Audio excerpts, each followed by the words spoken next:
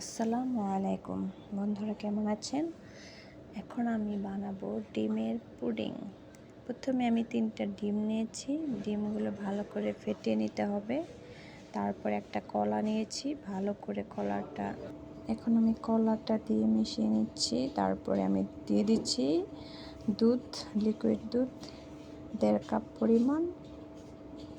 তারপরে দুধটা দিয়ে ভালো করে নাড়তে হবে।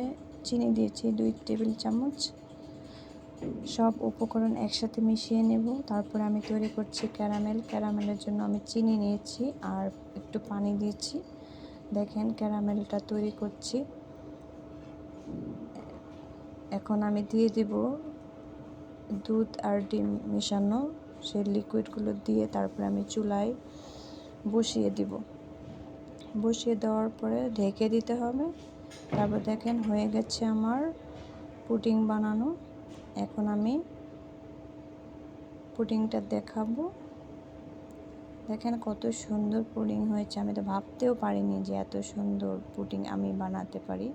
অনেক সুন্দর হয়েছে, খেতেও কিন্তু মজা হয়েছিল। ধন্যবাদ, আপনারাও বাসায় ট্রাই করবেন।